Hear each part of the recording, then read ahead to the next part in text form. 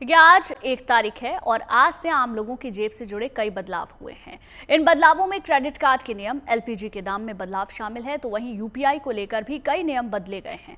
अगर आप UPI user हैं तो इन बदलावों के बारे में जानना बेहद जरूरी है। तो चलिए एक एक कर जानते हैं कि आखिर कौन से हैं वो बदलाव जो आज से लागू हुए हैं। यूपीआई में आज से 5 बड़े बदलाव हुए हैं, आपको बता दें, जिनमें पहला है बैलेंस चेक लिमिट, जिसके तहत अभी तक यूपीआई यूजर्स दिन में जितनी बार चाहे उतनी बार बैलेंस चेक कर सकते थे, मगर अब इसमें लिमिट लगा दी गई है। आज से एक यूजर दिन भर में 50 बार ही बैलेंस चेक कर पाएगा।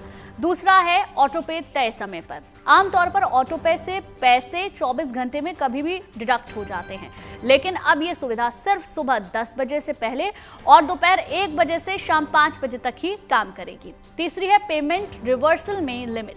अब पेमेंट वापस पाने की भी एक लिमिट तय कर दी गई है। अब हर यूजर 1 महीने में सिर्फ 10 बार चार्जबैक की रिक्वेस्ट कर सकता है और किसी एक व्यक्ति या कंपनी से आप सिर्फ 5 बार ही पैसे वापसी की मांग कर सकते हैं।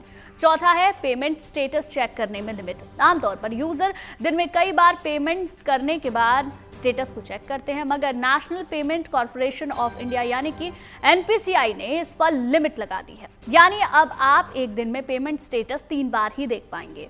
इनमें कम से कम 90 सेकंड का गैप होना जरूरी है। पांचवा है ट्रांजैक्शन हिस्ट्री देखने पर लिमिट। हर यूजर अब एक दिन में किसी एक ऐप से सिर्फ 25 बार ही अपने बैंक खाते की डिटेल देख सकेगा।